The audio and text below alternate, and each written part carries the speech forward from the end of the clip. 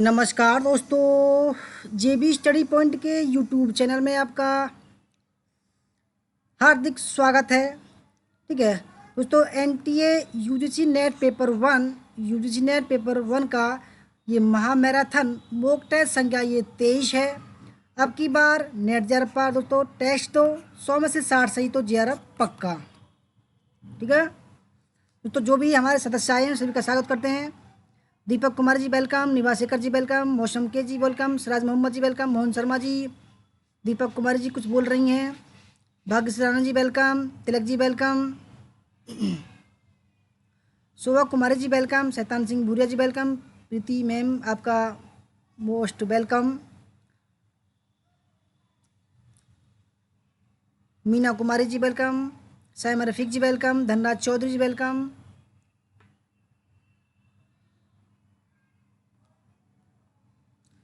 Sunita Kumari ji welcome, Dhanraj Chaudhary जी, राहुल जयदेव जी welcome और history Gyan ji welcome,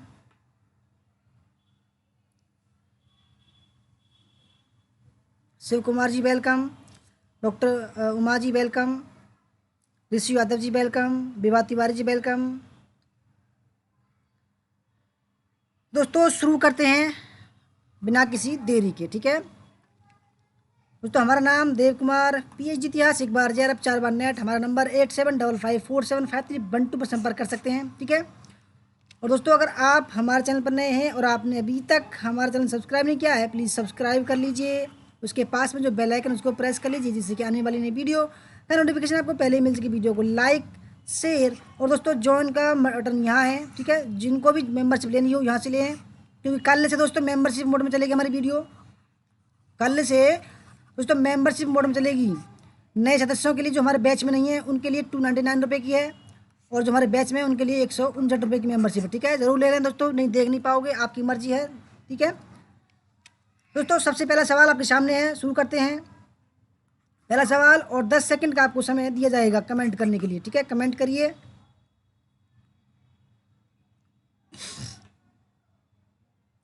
तो शुरू करते हैं दोस्तों। ठीक है, और आ जाइए।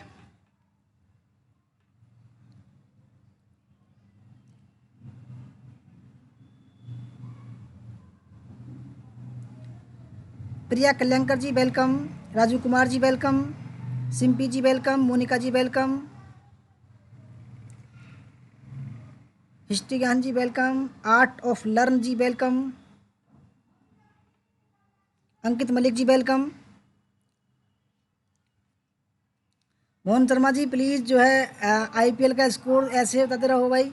आरसीबी का 55 के 0, वेरी गुड।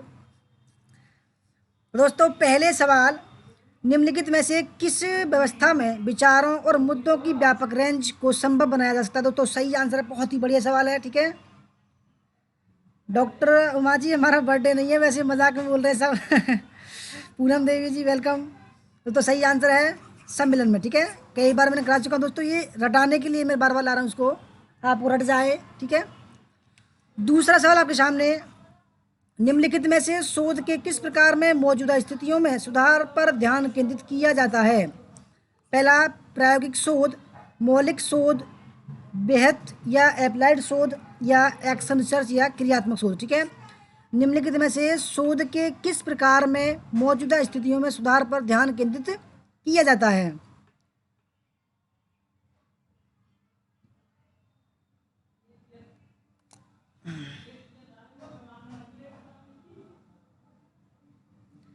डॉक्टर जी मेरा जन्मदिन नहीं है, मेरा जन्मदिन मार्च में आता है। पूजा कुमारी जी वेलकम, अभय सिंह जी वेलकम, सन एस जी वेलकम। ठीक है, सरोज शर्मा जी वेलकम।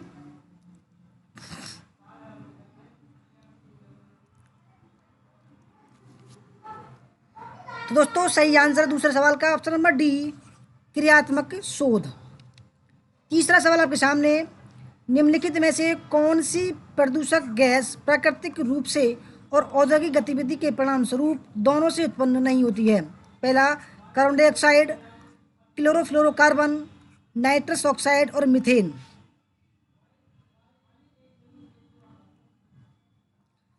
लक्ष्मी जी वेलकम आपका। दोस्तों आप बिल्कुल अपने आप केवल आंसर का टाइप करेंगे, कुछ भी टाइप मत करो, ठीक है, कुछ भी टाइप मत करो आप, बिल्कुल भी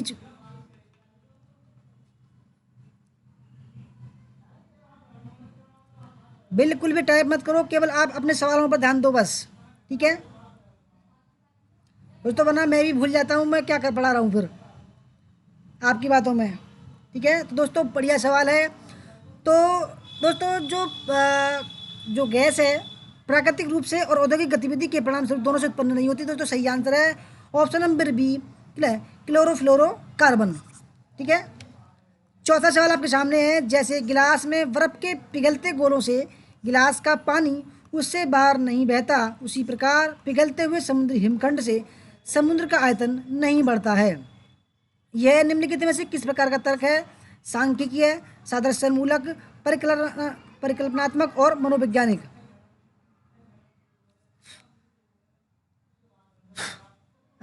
बढ़िया मोहन जी, ऐसे ही 60 पे 0।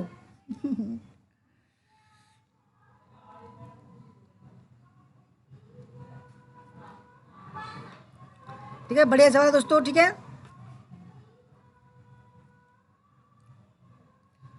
दोस्तों सही आंसर है ऑप्शन नंबर चौथे का बी, सादृश्य मूलक, ठीक है, सादृश्य मूलक।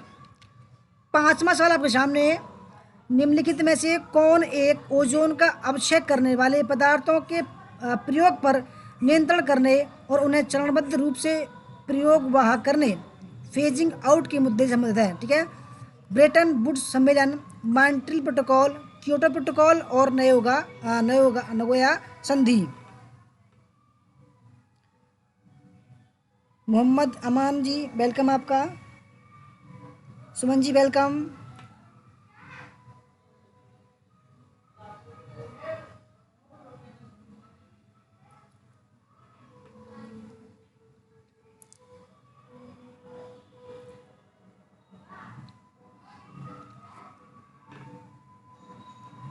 तो दोस्तों सही आंसर है ऑप्शन नंबर बी, ठीक है, मॉन्ट्रियल प्रोटोकॉल, ठीक है। दोस्तों ओजोन का अपक्षय करने वाले पदार्थों पर नियंत्रण करता है, ठीक है, इसलिए जो है इस सम्मेलन को संधि को लागू किया गया था। छठा सवाल आपके सामने, निम्नलिखित में से कहाँ सदाबहार वन पाए जाते हैं? मालवा पठार, पूर्वी घाट, पश्चिमी घाट और छोटा नागपुर पठार।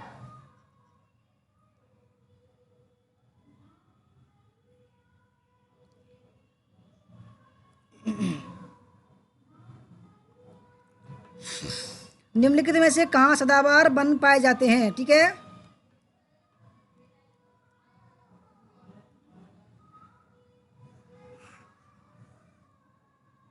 दोस्तों ये भारत का नक्शा है, ठीक है, यहाँ विंध्याचल पर्वत है, ठीक है, और दोस्तों यहाँ जो है वो ये जो है पश्चिमी घाट है और ये पूर्वी घाट है, ठीक है।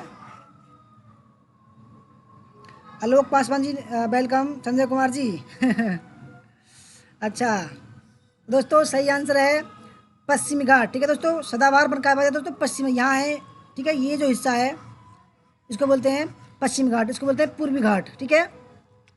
सातवां सवाल, निम्नलिखित गैसों में से कौन सी एक ग्रीन हाउस गैस नहीं है? ग्रीन हाउस गैस नहीं दोस्तों, ठीक है, carbon dioxide, methane, nitrogen oxide और नाइट्रस ऑक्साइड और ऑक्सीजन, ठीक है।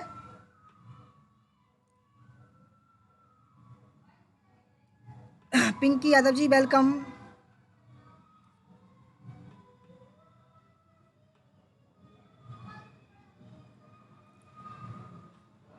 हिमांशु शर्मा जी वेलकम।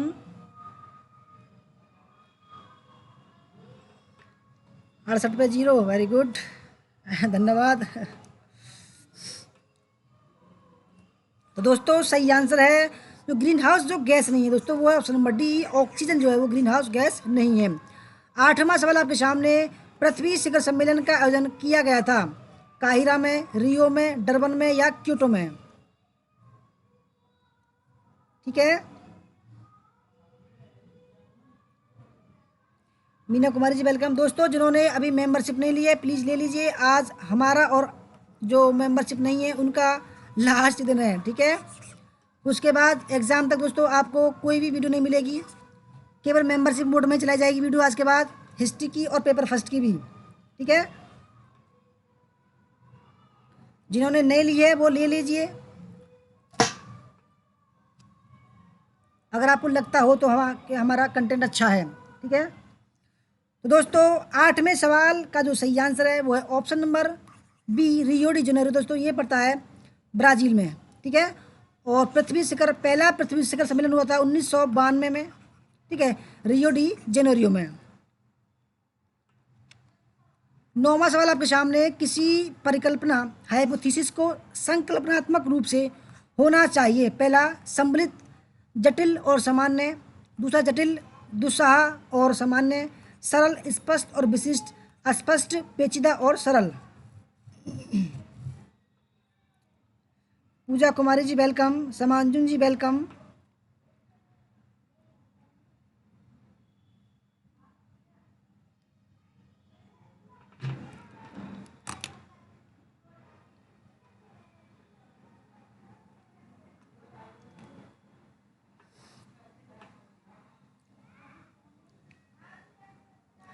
दोस्तों 9वें सवाल का सही आंसर है ऑप्शन नंबर सी, सरल, स्पष्ट और विशिष्ट होना चाहिए, ठीक है, हाइपोथेसिस को।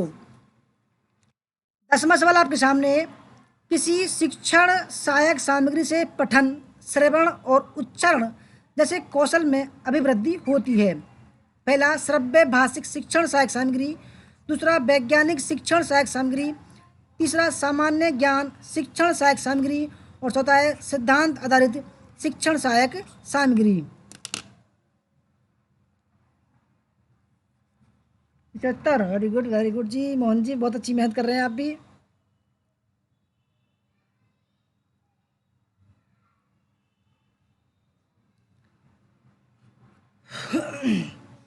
तो दोस्तों सही आंसर है ऑप्शन नंबर फर्स्ट, ठीक है, श्रव्य भाषिक शिक्षण सहायक सामग्री। 11वां सवाल आपके सामने, 11वां, नीचे अधिगम की कुछ विशेषताएं सूचीबद्ध की गई हैं, इनमें से प्रभावी शिक्षण में सहायक तत्वों को पहचानिए। पहला अधिगमकर्ताओं का अध्यापक के प्रति सम्मान। दूसरा अधिगमकर्ताओं की मानसिक योग्यता का स्तर। तीसरा अधिगमकर्ताओं का पूर्व अनुभव। चौथा अधिगमकर्ताओं की अध्ययन में अभिरुचि का स्तर। पाँचवा अधिगमकर्ताओं के अंत व्यक्तिक संबंध का स्तर। और छठा अधिगमकर्ताओं का समाज के बारे में दृष्टिकोण क्या है।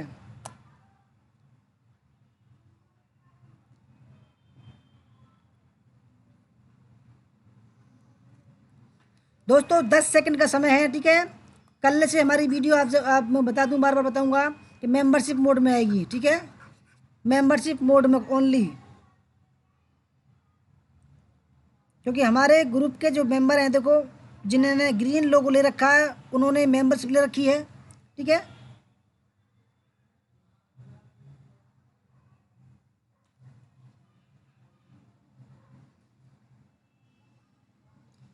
तो दोस्तों 11वें सवाल का जो सही आंसर है वो है ऑप्शन नंबर डी, ठीक है, ऑप्शन नंबर डी ठीक है इसका, 11वें का, यानी कि अधिगमकर्ताओं की मानसिक योग्यता के स्तर, ठीक है। दोस्तों सम्मान जो है शिक्षण, प्रभावी शिक्षण में सहायक तत्व नहीं है दोस्तों, सम्मान तो हम सभी का करते हैं, ठीक है। और तीसरा अधिगमकर्ताओं का पूर्व अनुभव, कितना अनुभव है पहली कक्षा का, ठीक है। चौथा अधिगमकर्ताओं की अध्ययन में अभिरुचि का स्तर कैसा है। और छठा अधिगमकर्ताओं का समाज के बारे में दृष्टिकोण कैसा है। 12वां सवाल, निम्नलिखित में से कौन सा फाइल फॉर्मेट वीडियो फाइल का फॉर्मेट नहीं है। दोस्तों वीडियो आप चलाते होंगे वीडियो, ठीक है, अपने फ़ोन में भी, लैपटॉप में भी, हर जगह चलाते होंगे। .avi, .mob, .mp4, .jpeg।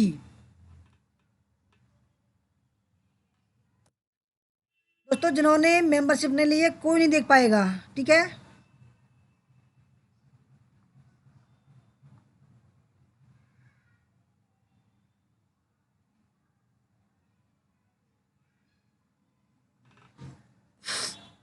Doctor Uma ji, आपकी मेंबरशिप के जो शुल्क था वो वापस हो गया था, ठीक है, वो वापस हो गया है, आप देख सकते हैं।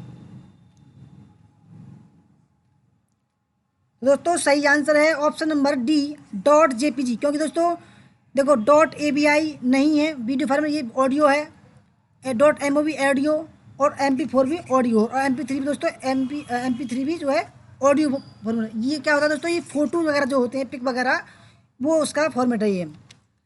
13वां सवाल आपके सामने है, निरंतर आधार पर तथ्यात्मक जानकारी एकल करने के लिए आवश्यक अनुसंधान डिजाइन को वर्गीकृत किया गया है। पहला अनुदैर्ध्य डिजाइन, अनुदैर्ध्य अध्ययन डिजाइन, पूर्व और बाद अध्ययन डिजाइन, क्रॉस सेक्शनल अध्ययन, और चौथा डबल कंट्रोल अध्ययन डिजाइन।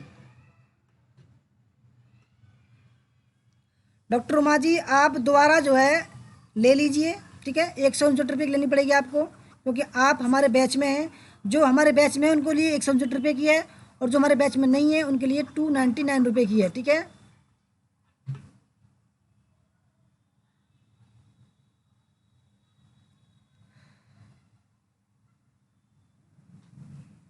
सेनापति जी वेलकम आपका।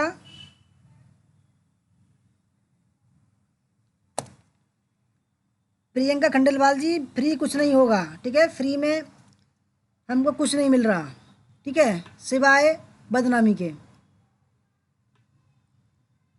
दोस्तों 13वें सवाल का सही आंसर है ऑप्शन नंबर फर्स्ट, अनुदैर्ध्य अध्ययन डिजाइन। जिनको देखना होगा देख लेना, जिनको नहीं देखना होगा मत देखना, ठीक है। आपकी मर्जी है। काफ़ी सारे वीडियो जो है हमने ठीक है, क्योंकि दोस्तों मेरा तो गला भी बैठ गया बोलते बोलते। भाई फीडबैक दो, और लाइक भी नहीं करते, डिसलाइक भी करते हैं। बताओ क्या फ़ायदा है, हम अपना समय ख़राब कर रहे हैं आपके लिए। आप बताओ कुछ भी नहीं कर सकते हमारे लिए, तो बेकार है। तो मैंने दोस्तों ठान लिया कल से मेंबरशिप मोड में आएगी, ठीक है। तो 14 विमर्शी चिंतन स्तर पर शिक्षण के आयोजन हेतु अपेक्षित बुनियादी आवश्यकताएं सम्मिलित हैं। पहला, शिक्षण द्वारा तथ्यों तथा सूचना की व्यवस्थित तथा अनुक्रमिक प्रस्तुति से।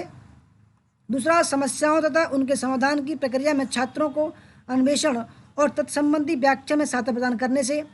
तीसरा, छात्रों द्वारा तथ्यों को स्पष्ट की जाने तथा उसकी व्याख्या की जाने से। और चौथा, शिक्षक द्वारा ठोस तथ्यों की प्रस्तुति एवं उसकी कार्योन्मुख अनुक्रम से।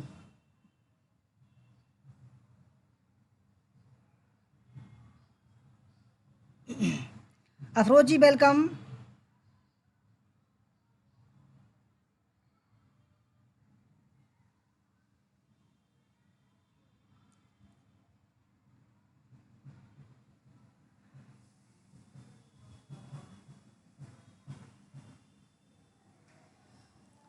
दोस्तों 14वें सवाल बढ़िया सवाल है। 14वें सवाल का सही आंसर है ऑप्शन नंबर बी, ठीक है। समस्याओं तथा उनके समाधान की प्रक्रिया में छात्रों को अन्वेषण और तत्संबंधी व्याख्या में सहायता प्रदान करने से।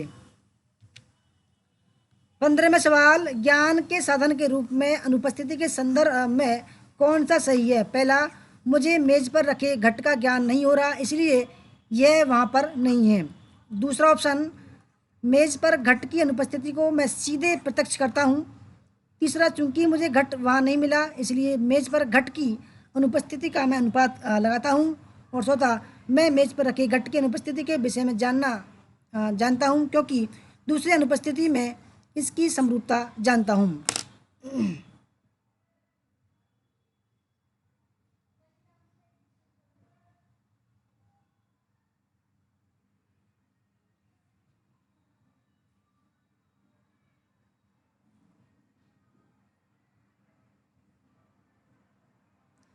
मैडम जी ये हमारे खाते में नहीं जाएगा, ये ऊपर से फिक्स है, ठीक है।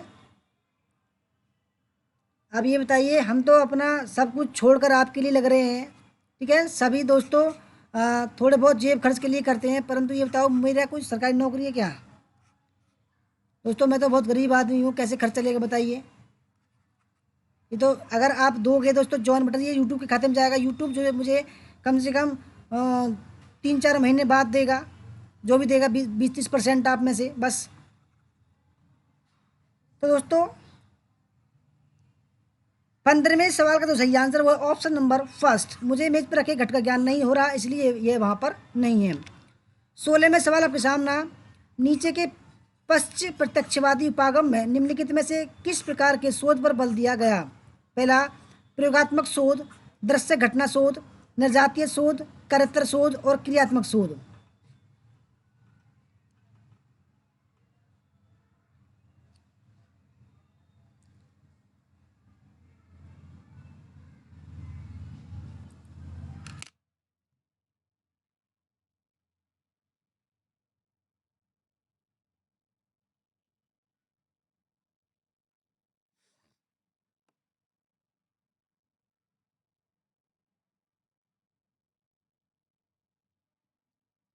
दोस्तों 10 सेकंड का आपको समय दिया जा रहा है, केवल 10 सेकंड का समय, ठीक है।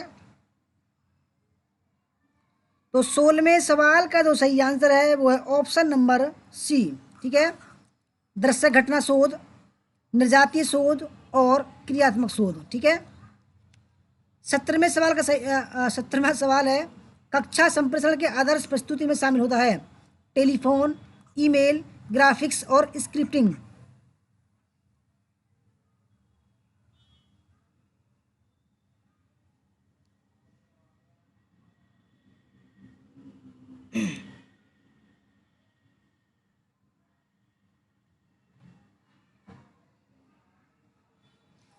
कक्षा संप्रेषण के आदर्श प्रस्तुति में शामिल होता है। दोस्तों सही आंसर है ऑप्शन नंबर सी, ग्राफिक्स, ठीक है, ग्राफिक्स। 18वां सवाल आपके सामने है, निम्नलिखित में से कौन सा अच्छी शोध नैतिकता की श्रेणी से संबंध है? पहला, संपादकों को बताए बगैर एक ही शोध पत्र को 2 शोध पत्रिकाओं में प्रकाशित करना।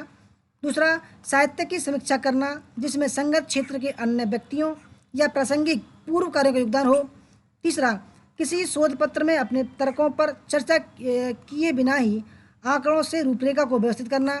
और चौथा, शोध पत्र में किसी भी सहयोगी को उससे कृपा दृष्टि पाने हेतु लेखक के रूप में शामिल करना, भले ही उस सहयोगी ने शोध पत्र में कोई बड़ा योगदान न दिया हो।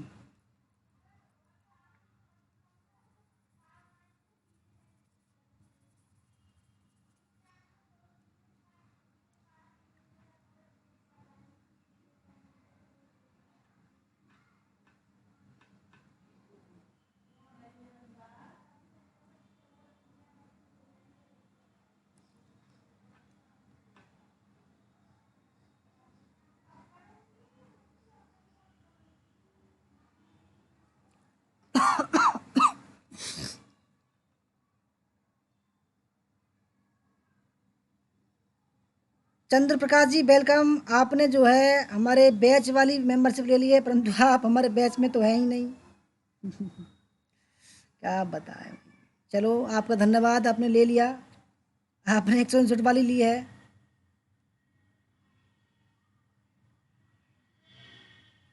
तो दोस्तों 18वें सवाल का सही आंसर है ऑप्शन नंबर बी, साहित्य की समीक्षा करना जिससे संगत क्षेत्र के अन्य व्यक्तियों या प्रासंगिक पूर्व कार्यों का योगदान हो, ठीक है। और 19वां सवाल आपके सामने, सेट फर्स्ट को सेट सेकंड से मिलाना है। सेट फर्स्ट में web browser, word processor, spreadsheet, web authoring, ठीक है। सेकंड में लिखित दस्तावेज बनाना, वेब पृष्ठों को बनाना और एडिट करना।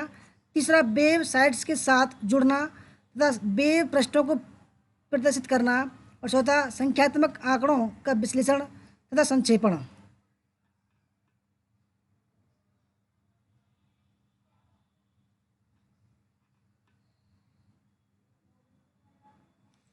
सुनीता कुमारी जी वेलकम आपका।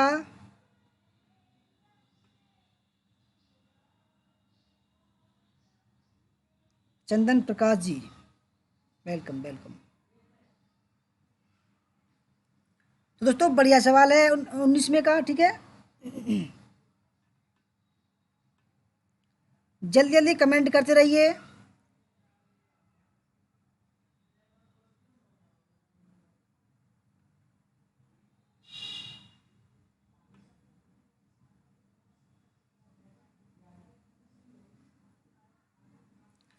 दोस्तों 19वें सवाल का सही आंसर है ऑप्शन नंबर बी, ठीक है।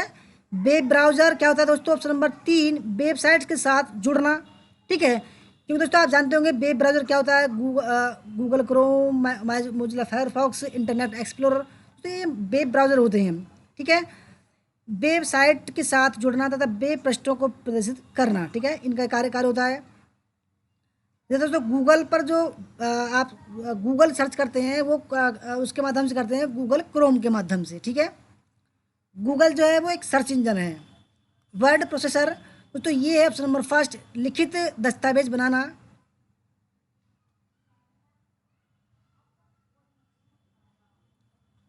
ठीक है। दोस्तों आप जानते होंगे वर्ड, ठीक है, MS वर्ड वगैरह जो होता है। स्प्रेडशीट ऑप्शन नंबर 4, संख्यात्मक आंकड़ों का विश्लेषण तथा संक्षेपण। और वेब ऑथरिंग दोस्तों ऑप्शन नंबर 2 वेब प्रश्नों को बनाना और तथा एडिट करना। 20वां सवाल आपके सामने, वैज्ञानिक शोध में 4 प्रमुख संक्रियाएं हैं।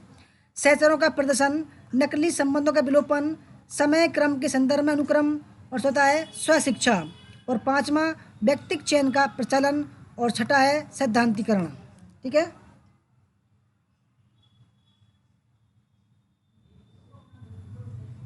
अच्छा शर्मा जी आपको काम है, ओके कोई बात नहीं, आप करते रहिए।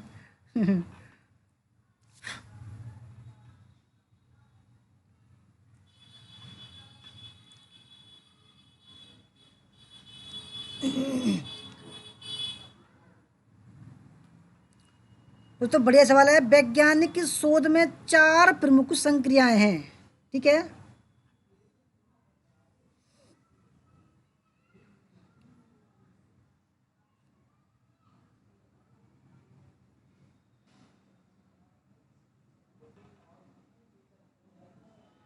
दोस्तों सही आंसर है 20 में का ऑप्शन नंबर सी। ठीक है, वैज्ञानिक शोध में जो 4 प्रमुख संक्रिया जो होती हैं दोस्तों, ऑप्शन नंबर फर्स्ट है सहचरों का प्रदर्शन, ऑप्शन नंबर बी नकली संबंधों का विलोपन, 3 समय क्रम के संदर्भ में अनुक्रमण, और 6 सैद्धांतिकरण। 21वां सवाल आपके सामने, शिक्षण विधियों के स्पेक्ट्रम में निम्नलिखित में से किसे संवादात्मक कहा जाएगा? प्रदर्शन विधि, समस्या समाधान विधि, चौक और वार्तालाप विधि, दल शिक्षण आधारित विधि, अंत क्रियात्मक प्रस्तुति, और छठा है अनुशिक्षण।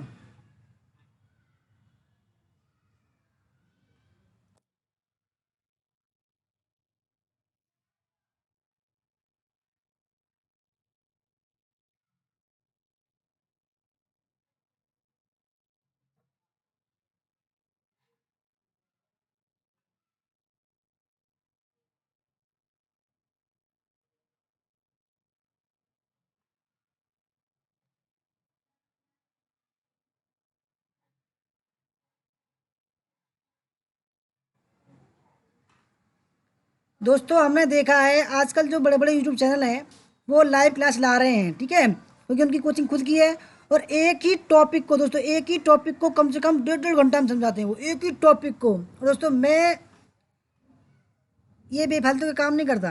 ठीक है, क्योंकि दोस्तों मैं ये चाहता हूँ कि आपको अगर 5 मिनट भी लूँ तो 5 मिनट में कम से कम आध घंटे का कंटेंट दूँ। ठीक है दोस्तों, 21वें सवाल का सही आंसर है ऑप्शन नंबर डी समस्या समाधान विधि, ई अंत क्रियात्मक प्रस्तुति, और एफ अनुशिक्षण। 22वां सवाल आपके सामने, किसी समूह में निम्नलिखित में से किसके कारण समूह के सदस्यों की सृजन क्षमता अवरुद्ध होती है? पहला, किसी भी कीमत पर आम सहमति बनाए रखने की प्रतिमान, दूसरा हास्य का पात्र बनने के भय से मुक्त चिंतन, तीसरा एक दूसरे के विचार के प्रति आदर, चौथा किसी व्यक्ति का विचार असत्य होने की दिशा में आलोचना।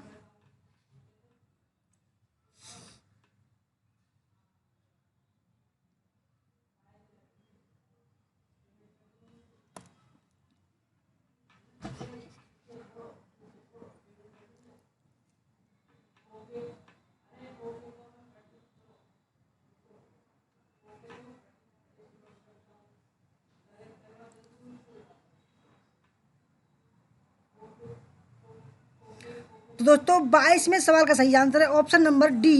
ठीक है, यानी कि डी किसी व्यक्ति का विचार असत्य होने की दिशा में आलोचना, और ऑप्शन नंबर ए किसी भी कीमत पर आम सहमति बनाए रखने की प्रतिमान। 23वां सवाल आपके सामने, किसी शोध रिपोर्ट में शामिल होते हैं? पहला, वित्तीय लेखे, प्रारंभिक भाग, ठीक है, उपयोगिता प्रमाण पत्र, चौथा शीर्षक पृष्ठ, और 5वां विषय सूची, और छठा अंतिम अध्याय। दोस्तों शोध रिपोर्ट क्या होता है आपको जानना जरूरी है। ठीक है, शोध रिपोर्ट जैसे थीसिस होता है, ठीक है, जो हम रिसर्च करते हैं उसकी रिपोर्ट क्या होती है। आप कभी देखना दोस्तों, कोई जिसने पीएचडी की होगी उसकी एक जो है एक थीसिस होती है जिसको डिसर्टेशन भी बोलते हैं, उसको उठाना। ठीक है, मैंने दो बुक लिख दी हैं मैंने दोस्तों, अब तीसरी लिख रहा हूँ मैं। ठीक है, तो मैंने रिसर्च पेपर भी लिख दिए हैं बहुत सारे। ठीक है दोस्तों, जब मैं बता रहा हूँ आपको, सबसे पहले बात होता है, ठीक है, प्रारंभिक भाग। ठीक है, प्रारंभिक भाग दोस्तों क्या होता है आप जानते होंगे, प्रारंभिक भाग। ठीक है, आपके सामने पहला प्रश्न जो होगा, और उसके बाद में, ठीक है, और वो सबसे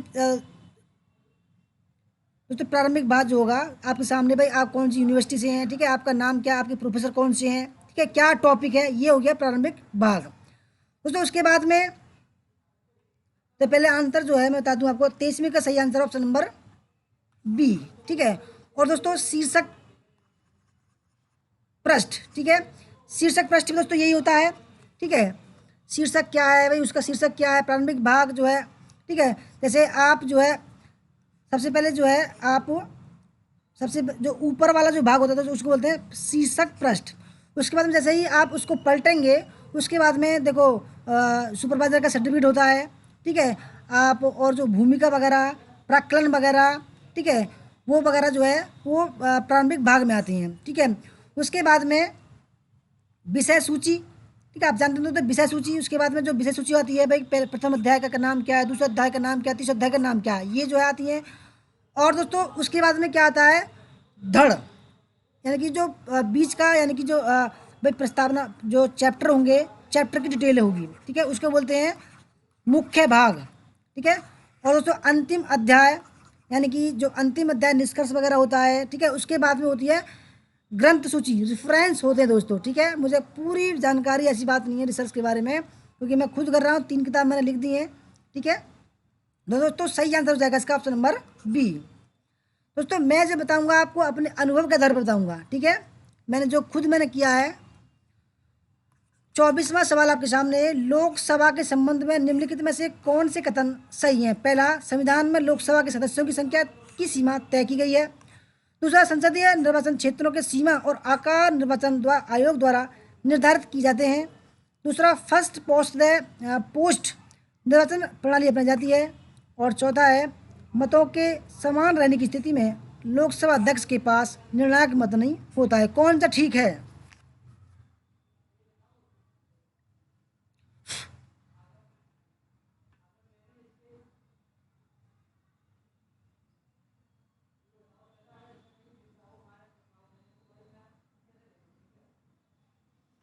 मैम इंडेक्स भी तो देखो इंडेक्स जो है अलग चीज़ होती है।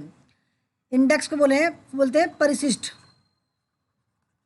ठीक है, परिशिष्ट बोलते हैं इंडेक्स को, जो है रेफरेंस के पहले आता है वो चीज़। डॉक्टर उमा जी ने भी पीएचडी की है, अब इनसे पूछ लेते हैं भाई। देखो सबसे पहले शीर्षक आपका टाइटल, यानी कि यूनिवर्सिटी नाम, जो पहला पेज होगा यूनिवर्सिटी का नाम, इधर क्या होगा आपका, इधर सुपरवाइजर का नाम, इधर आपका नाम होगा, और दोस्तों बीच में क्या होगा, उसका टाइटल का नाम होगा। ठीक है, उसको पलटेंगे। उसके बाद में दोस्तों आपको जो है आप किसके प्रति समर्पित होना चाहते हैं, किसका नाम है, ठीक है, वो आएगा।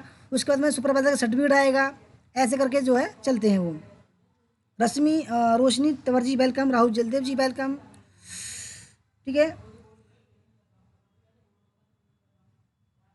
8 बजे है रश्मि जी। ठीक है, 8 बजे। तो दोस्तों 24वें सवाल का जो सही आंसर है ऑप्शन नंबर डी दोस्तों, क्योंकि लोकसभा, ठीक है दोस्तों, संसद के 3 पार्ट होते हैं।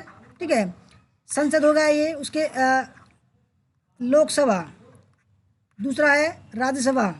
लोकसभा निम्न सदन, राज्यसभा उच्च सदन, और दोस्तों ये होती है राष्ट्रपति। यानी कि कोई विधेयक अगर लोकसभा में पारित होगा, उसके बाद में जाएगा वो राज्यसभा में, और राज्यसभा के बाद में दोस्तों जाएगा राष्ट्रपति के मोहर के बाद में दोस्तों वो विधेयक बन जाएगा। ठीक है, तो संविधान में दोस्तों पहला ऑप्शन देखिए, संविधान में लोकसभा के सदस्यों की संख्या निर्धारित की गई, बिल्कुल ठीक है। आप सभी जानते होंगे दोस्तों 552 जो है वो लोकसभा सदस्यों की संख्या है, और राज्यसभा की कितनी है दोस्तों, 250। ठीक है, पहला ठीक है। और दूसरा देखिए, संसदीय निर्वाचन क्षेत्रों के सीमा और आकार आयोग द्वारा निर्धारित किए जाते हैं। दोस्तों वैसे तो ठीक है,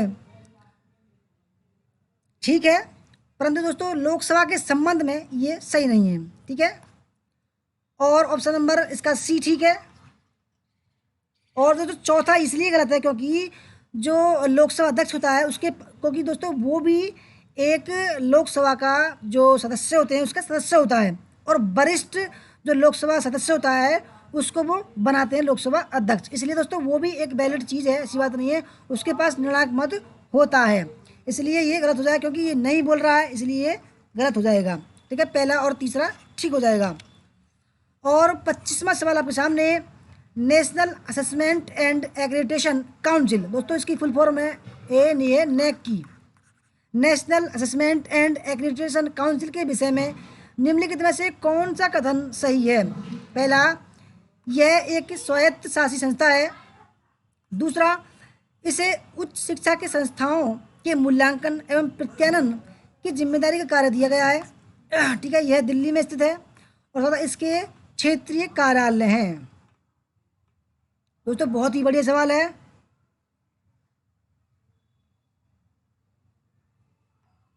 हिस्ट्री ज्ञान जी कह रहे हैं हमने भी बुक लिखी है। ओके, गुड गुड, बढ़िया बात है जी, बढ़िया बात है।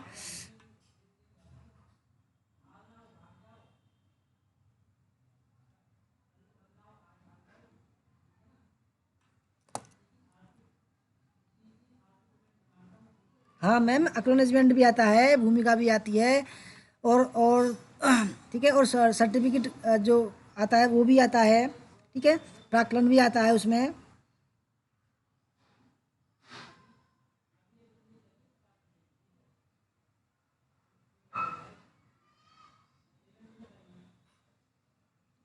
तो दोस्तों 25वें सवाल देखो दोस्तों, जो नेक की टीम होती है, ठीक है, आप भी जो है आपका जो कॉलेज होगा तो उसमें जो उसको जो ग्रेड मिले होगा, A grade, B grade, C grade, ठीक है, तो वो क्या कर देती है, वो नेक की टीम देती है। ठीक है, नेक की टीम है तो वो क्या है, वो एक स्वायत्त शासी संस्था है। ठीक है, पहला ठीक है इसका। और दूसरा ठीक है दोस्तों, उच्च शिक्षा के संस्थाओं जैसे आपका कॉलेज हुआ, यूनिवर्सिटी हुआ, उसमें मूल्यांकन करती है और प्रत्यायन की जिम्मेदारी कार्य दिया गया है। तो तीसरा इसलिए गलत है दोस्तों क्योंकि ये कहाँ है, बेंगलोर में है। ठीक है, बेंगलोर में। और इसके क्षेत्रीय कार्यालय दोस्तों ये भी गलत है कि इसका कोई भी क्षेत्रीय कार्यालय नहीं है, और ये दोस्तों 1994 में स्थापित किया गया था। 26वां सवाल आपके सामने, विश्वविद्यालय अनुदान आयोग की फैकल्टी इंचार्ज और फैकल्टी रिचार्ज स्कीम का मुख्य उद्देश्य था। पहला, उच्चतर शिक्षण संस्थानों में शिक्षक वृंद की कमी की समस्या को निराकरण। दूसरा, शिक्षकों के शिक्षण कौशल का स्तरोन्नयन। तीसरा, महाविद्यालयों और विश्वविद्यालयों में शिक्षक वृंद के लिए शोध अवसंरचना का स्तरोन्नयन। और चौथा, शिक्षा जगत उद्योग के मध्य संपर्क को सुदृढ़ करना।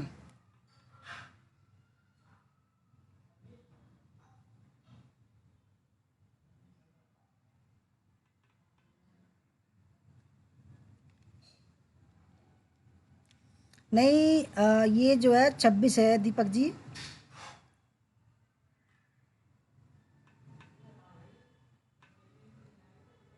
26 है, क्योंकि तो आप देख सकते हैं ये 29 है। ठीक है, ये जो है 29 दिखाई दे रहा होगा आपको, ये इससे 3 पीछे रहता है हमारा ये सिस्टम। ठीक है,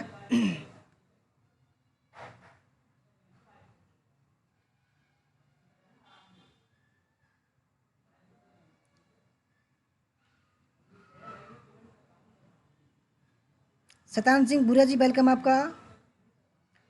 तो दोस्तों 26वें सवाल का सही आंसर है ऑप्शन नंबर फर्स्ट, उच्चतर शिक्षण संस्थानों में शिक्षक वृंद की कमी की समस्या का निराकरण। 27वां सवाल आपके सामने है, राष्ट्रीय जलवायु परिवर्तन नीति के भाग के रूप में भारत सरकार की वर्ष 2030 तक नवीकरणीय ऊर्जा की संस्थापित क्षमता को कहाँ तक बढ़ाने की योजना है? 200 गीगावाट, 250 गीगावाट, 350 गीगावाट, या ऑप्शन नंबर 4 175 गीगावाट।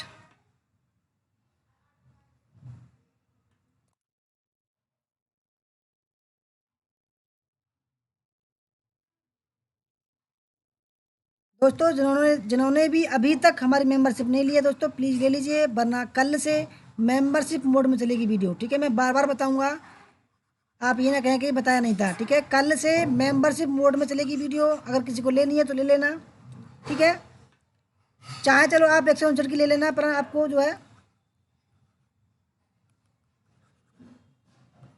159 की ले लेना। चलो आप, ठीक है, PDF नहीं दी जाएगी आपको, बस इतना है।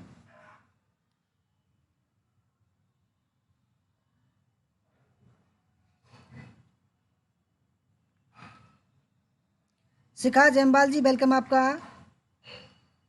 तो दोस्तों 27वें सवाल का तो सही आंसर है वो ऑप्शन नंबर सी 350 गीगावाट। ठीक है, 350 गीगावाट। 28वां सवाल, साइट का अर्थ है system for international technology and engineering. दूसरा सैटेलाइट इंस्ट्रक्शनल टेलीविज़न एक्सपेरिमेंट। तीसरा साउथ इंडियन ट्रेड इंस्टेट। चौथा state institute of technology and engineering. Anita Rana ji welcome आपका।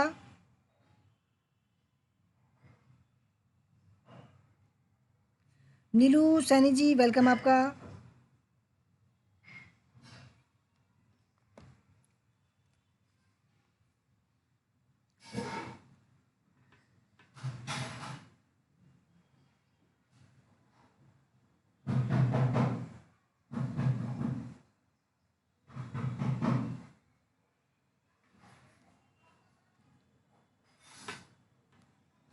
दोस्तों साइट का जो अर्थ है वो option number B satellite instructional television experiment.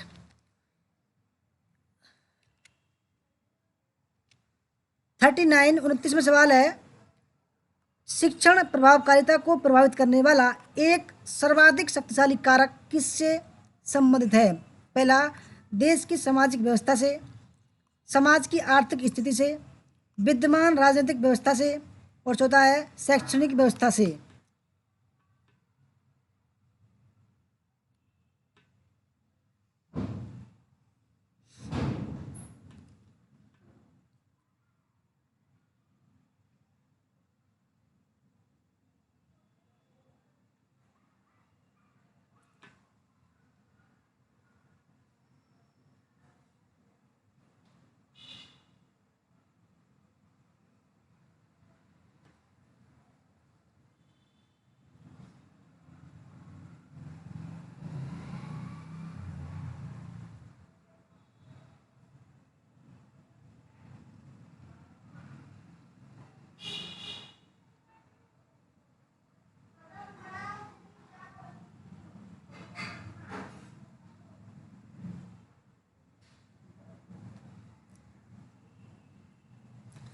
तो दोस्तों 29वें सवाल का सही आंसर है ऑप्शन नंबर डी शैक्षणिक व्यवस्था से। ठीक है, 30वां सवाल आपके सामने कार्टेजेना प्रोटोकॉल का संबंध है। ठीक है, कार्टेजेना प्रोटोकॉल,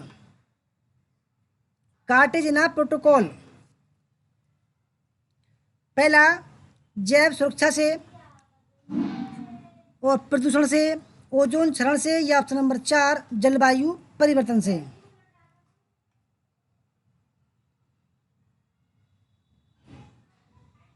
दोस्तों कार्टेजेना प्रोटोकॉल ये इसका जो ड्राफ्ट आया था, प्रस्ताव आया था 2000 ईस्वी में आया था। ठीक है, और दोस्तों ये जो इफेक्टिव हुआ था, प्रभावी हुआ था, ये 2011 सितंबर 2003 में हुआ था। ठीक है, 2003 में प्रभावी हो गया था ये।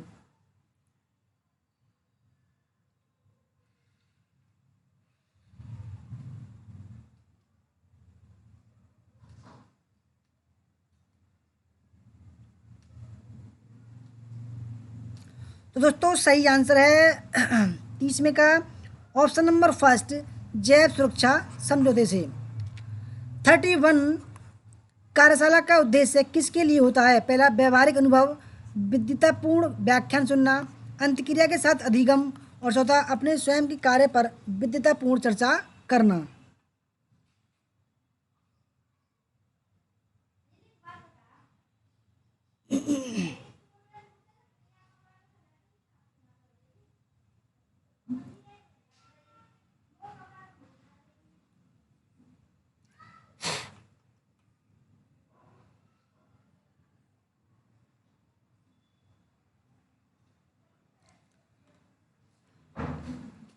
दोस्तों कार्यशाला का उद्देश्य किसके लिए होता है? दोस्तों सही आंसर है 31वें का ऑप्शन नंबर फर्स्ट। ठीक है, व्यवहारिक अनुभव।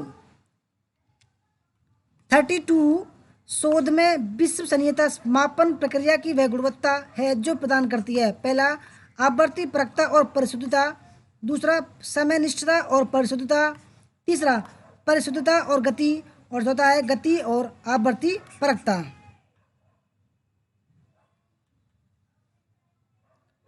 दोस्तों मैं बार बार बताऊंगा आपको, कल से मेंबरशिप मोड में आएगी वीडियो, ठीक है। जो मेंबरशिप लेंगे केवल उनके लिए वीडियो चलेगी, ठीक है। संजू वर्मा जी वेलकम, करण पाड़िया जी वेलकम, प्रियंका सिंह जी वेलकम।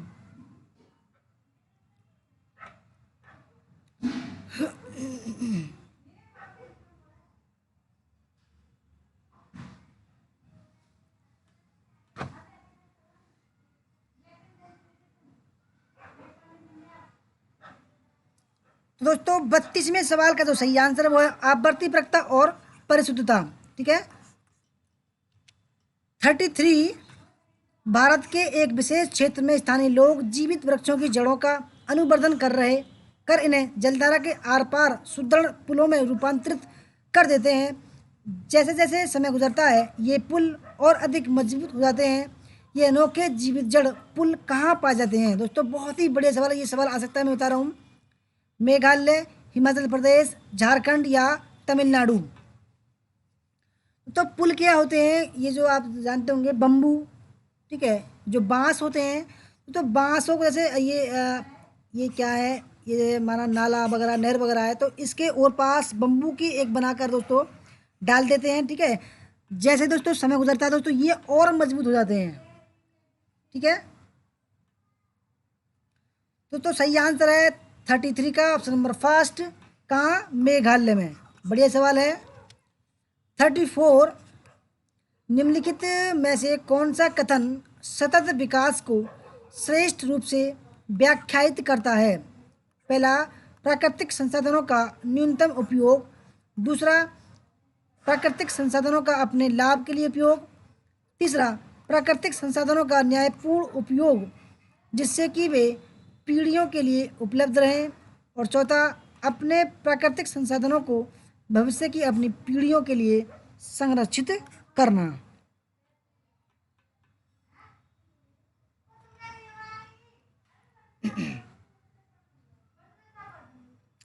शेखावत जी वेलकम आपका।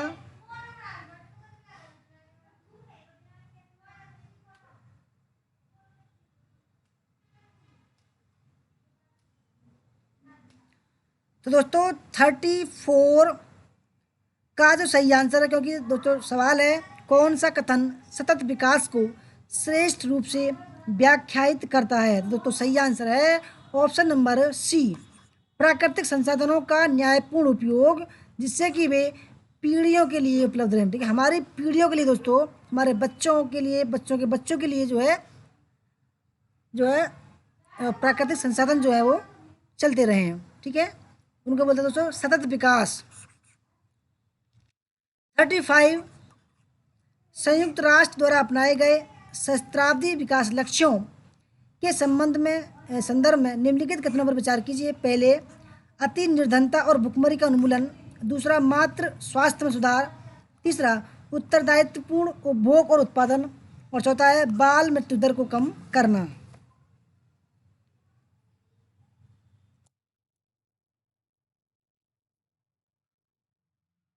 दीपक जी करिए 5 बार आ चुका है, वेरी गुड वेरी गुड।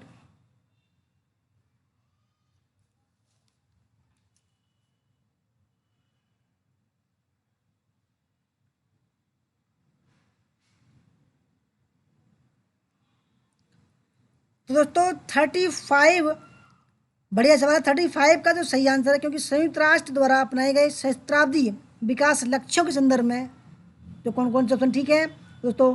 35 का ऑप्शन नंबर सी, यानी कि दोस्तों अति निर्धनता और भुखमरी का उन्मूलन करना है, ठीक है। मातृ स्वास्थ्य में सुधार करना है। और ऑप्शन नंबर डी, बाल मृत्यु दर को कम करना है। 36, जलवायु परिवर्तन की समस्या के समाधान के लिए भारत सरकार के कितने राष्ट्रीय मिशन हैं? 6, 8, 12, 7। दोस्तों इनको मैं बार बार ला रहा हूँ, इसका मतलब ये है कि ये मोस्ट इम्पोर्टेंट हैं, ठीक है।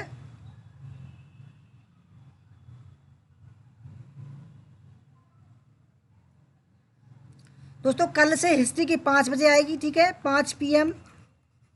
और पेपर फर्स्ट की आएगी 8 PM, ठीक है, पेपर फर्स्ट की।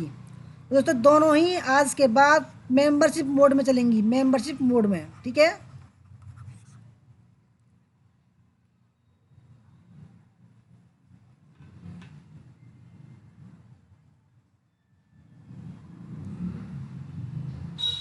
MDG।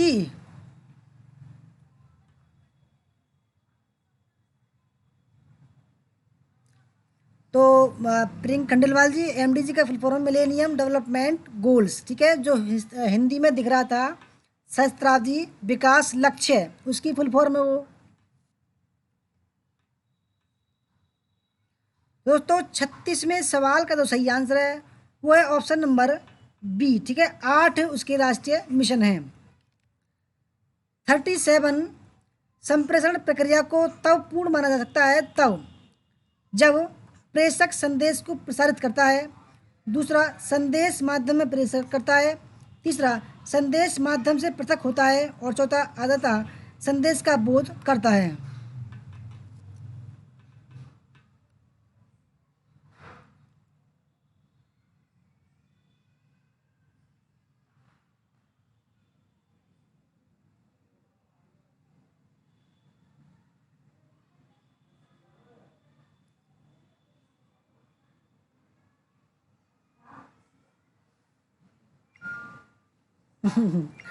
सायमा जी।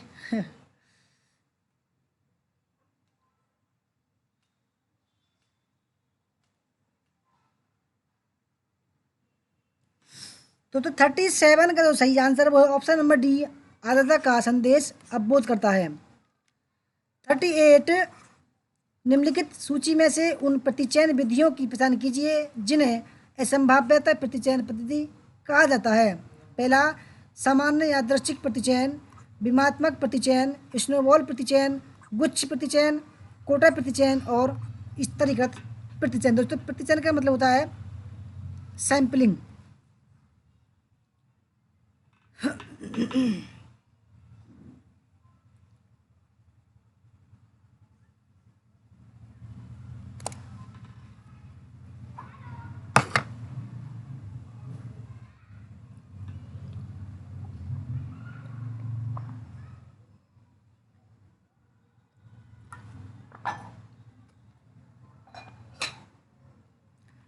तो दोस्तों 38वें सवाल का जो सही आंसर है वो है ऑप्शन नंबर डी, दूसरा, तीसरा और पांचवा, ठीक है।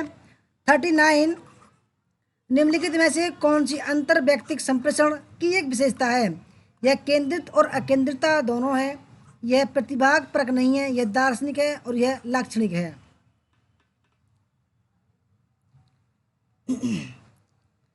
तो दोस्तों कल मैं बता दूंगा, ठीक है, मैं पहले ही जो है वो लगा दूंगा रिमाइंडर पर कितने बजे वीडियो आएगी, ठीक है।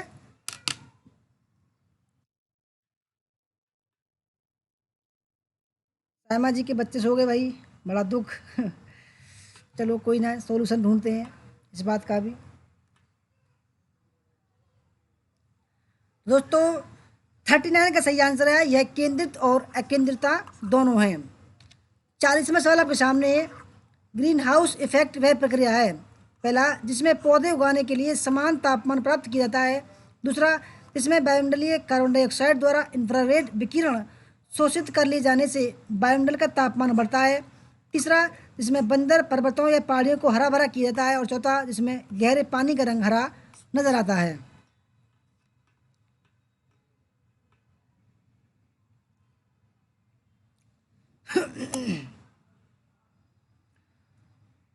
ग्रीन हाउस इफेक्ट दोस्तों क्या है? दोस्तों 40 का सही आंसर है ऑप्शन नंबर बी, जिसमें वायुमंडलीय कार्बन डाइऑक्साइड द्वारा इंफ्रारेड विकिरण शोषित कर लिए जाने से वायुमंडल का तापमान बढ़ता है।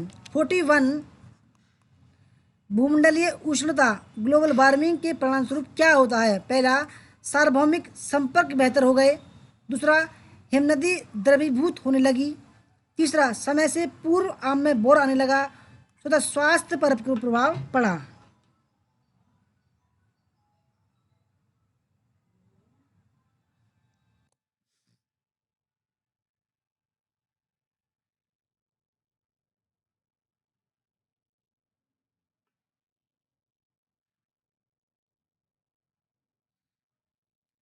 दोस्तों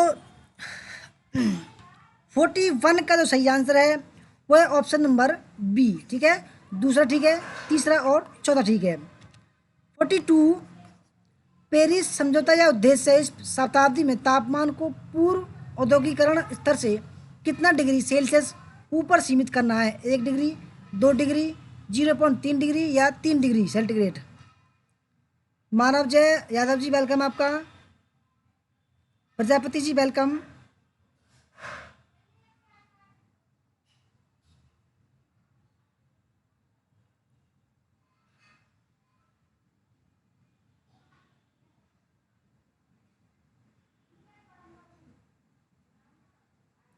डीके जी वेलकम आपका। दोस्तों सही आंसर 42 का option number B 2 degree centigrade तक सीमित करना है। 43 आधुनिक भारतीय विश्वविद्यालय की स्थापना किस वर्ष में हुई? 1957, 1857, 1947 या तो 1964। आधुनिक भारतीय विश्वविद्यालय की स्थापना किस वर्ष में हुई थी?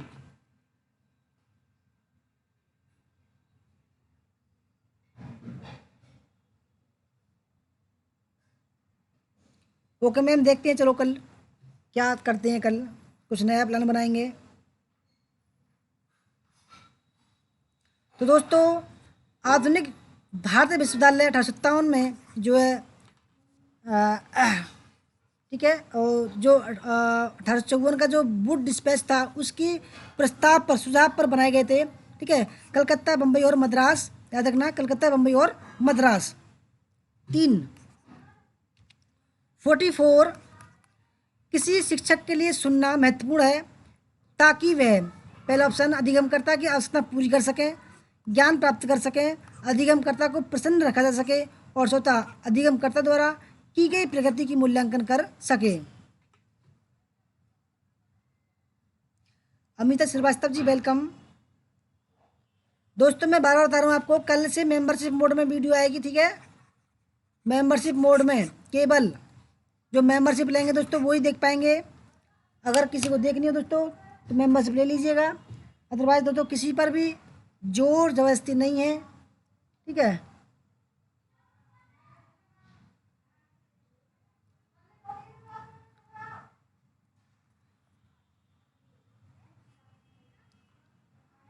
दोस्तों 44वें का सही आंसर है ऑप्शन नंबर फर्स्ट, अधिगमकर्ता की आवश्यकताएं पूरी कर सकें।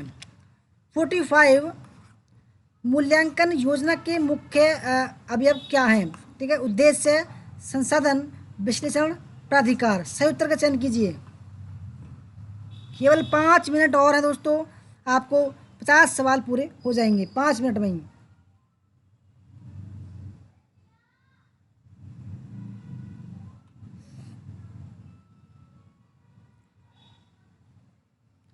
तो दोस्तों 5वें सवाल का जो सही आंसर है वो है ऑप्शन नंबर डी। ठीक है, उद्देश्य, संसाधन और विश्लेषण। 46 एक अच्छे संप्रेषणकर्ता को निम्नलिखित में से किस सिद्धांत का अनुसरण करना चाहिए? पहला, उसे संगठित रहना चाहिए। दूसरा, उसे दृश्य सामग्री के उपयोग से बचना चाहिए। तीसरा, उसे अधिनायकतावादी होना चाहिए। और चौथा, उसे माध्यम से सामंजस्य स्थापित करना चाहिए। और पांचवा, उसे कथनी कहने की विधा को वरीयता देनी चाहिए।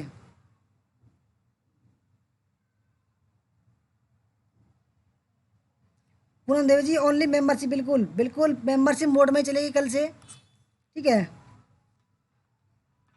क्योंकि हम मेहनत कर रहे हैं ना भाई। अगर कोई मेहनत करेगा, आज की डेट में इतनी महामारी चल रही है, उसको खर्चे के लिए पैसे भी नहीं है लोगों के पास में। दोस्तों ये बताइए कि हम भी तो देखो किराए पर रह रहे हैं। ठीक है, 3,000 रुपये देते हैं और बिजली का खर्चा भी है, कहाँ से आएगा बताइए? आप समझदार हैं, मैं घर पर थोड़ी हूँ।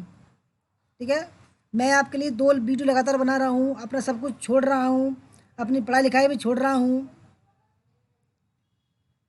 इतना पागल तो कोई होगा नहीं भाई दुनिया में कि सब कुछ छोड़ेगा और आपकी भलाई के लिए लग जाएगा। दोस्तों ऐसी बात नहीं है। जो लाइव करा रहे हैं उनसे पूछिए ना भाई क्यों करा रहे हैं लाइव, उनका कोई स्कोप होगा। दोस्तों मैं तो आपसे ये नहीं कह रहा भाई आप मुझसे ही पढ़िए। ठीक है, क्योंकि उनके तो इतने इतने सब्सक्राइबर हैं, हमारा तो कुछ भी नहीं है। दोस्तों सब चीज़ देखनी पड़ती है दुनिया में।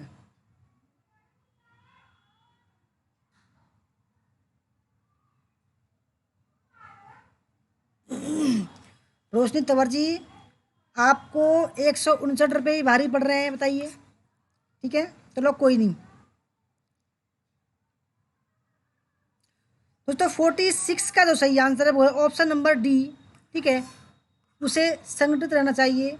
चौथा, उसे माध्यम से सामंजस्य स्थापित करना चाहिए। और ऑप्शन नंबर 5, उसे कहनी कहने की विधा को बढ़ा देनी चाहिए।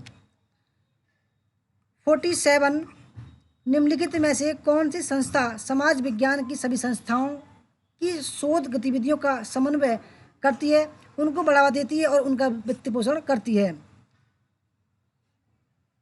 पहला ICPR, IIAS, ICSSR और न्यूपा। अमिता जी, तो ज्वाइन का बटन जो आपको दिखाई दे रहा होगा वीडियो के पास में, ठीक है, ज्वाइन का बटन नीले कलर में, वहां से आप ले सकते हैं।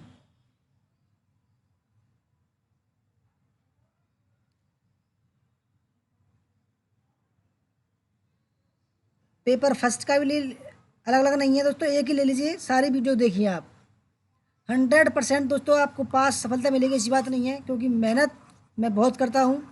ठीक है, बेशक हमारे पास में संसाधन नहीं है, परंतु दोस्तों संसाधन ना होने के बावजूद भी हम आपको कंटेंट लगातार दे रहे हैं। ठीक है,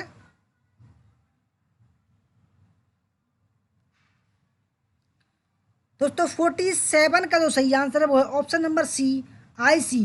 ठीक है, Indian council social science research, ये नई दिल्ली में है। ठीक है, 40 कितना हो गया, 48, 1 टेराबाइट मेमोरी किसके समान है? 1024 KB, 1024 × 1024 KB, 1024 × 1024 × 1024 और ऑप्शन नंबर 4, 1024 × 1024 वाइट।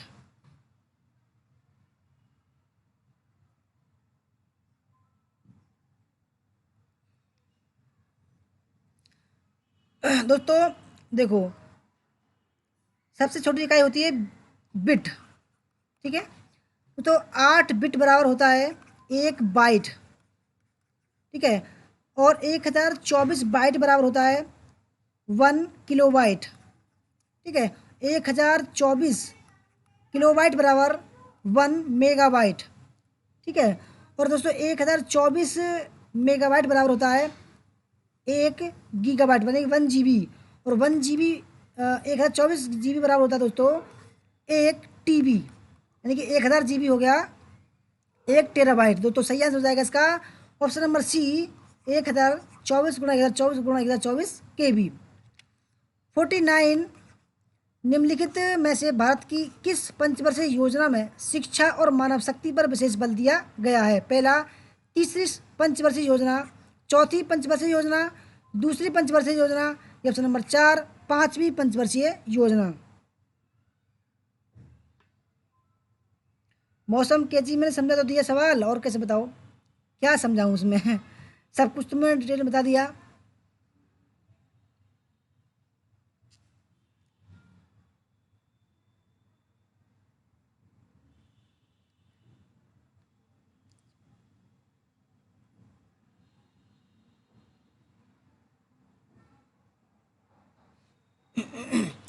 दोस्तों 49 का जो सही आंसर है ऑप्शन नंबर बी, चौथी पंचवर्षीय योजना। और 50वां सवाल, लास्ट सवाल हमारा दोस्तों। ठीक है, विचार प्रक्रिया ब्रेन स्टॉर्मिंग को एक विधि के रूप में किसके लिए प्रयुक्त किया जा सकता है? पहला लीक से हटकर चिंतन, सुसंगत चिंतन, रुचि के क्षेत्र में नए विचारों को उत्पन्न करना, और ऑप्शन नंबर 4, आलोचनात्मक चिंतन। दोस्तों मैं सोच रहा हूँ कि इन 2 वीडियो के अलावा मैं पेपर फर्स्ट की और भी वीडियो लाऊं, यानी कि लाइव क्लास होगी दोस्तों, वो होगी इन सवालों से अलग। ठीक है, कुछ ऐसे टॉपिक होते हैं जैसे आप समझ नहीं पाते हैं। ठीक है, ऐसे समय में आप समझ जाओगे तो अच्छा रहेगा। दोस्तों आज की हमारी इस वीडियो ये थी, और जिन्होंने मेंबरशिप नहीं ली दोस्तों, उनका और हमारे साथ केवल यहीं तक था। ठीक है, यहीं समाप्त होता है आपका और हमारा साथ, क्योंकि जो मेंबरशिप लेंगे उनको ही हम आज आगे दिखाएंगे। ठीक है, तो धन्यवाद जिन्होंने हमारी वीडियो देखी आज तक, और जो हमारे साथ जुड़ना चाहते हैं मेंबरशिप लेकर, उनका बहुत बहुत धन्यवाद। ठीक है दोस्तों, 50 में सवाल का सही answer option number first, leak से हटकर चिंतन। दोस्तों आपको हमारी वीडियो अच्छी लगी हो तो प्लीज़ लाइक कर देना, क्योंकि मैंने पहली बार लाइक के लिए बोला है, मैंने कभी लाइक के लिए बोलता नहीं हूँ। शेयर कर देना, ठीक है। और हमारे चैनल JB स्टडी पॉइंट को तो सब्सक्राइब कर लें, आपका फ़ायदा होगा। और दोस्तों मेंबरशिप केवल चलो आप 159 की ले लेना, 299 की मत लेना, ठीक है। मैं आधे शुल्क कर दिया है, ले लेना, कोई बात नहीं। 18-20 दिन जो है आपके साथ सामने, ठीक है। दोस्तों आप 5 मिनट बाद में हमारे जैसे मैं वीडियो बंद करूं उसके 5 मिनट बाद में दोस्तों आप कमेंट बॉक्स में खुलेगा और फीडबैक ज़रूर देना, ठीक है। धन्यवाद दोस्तों, जय हिंद, जय भारत, वंदे मातरम। मिलते हैं कल मेंबरशिप मोड में, ठीक है। और जो पहले होगा, धन्यवाद, गुड नाइट दोस्तों।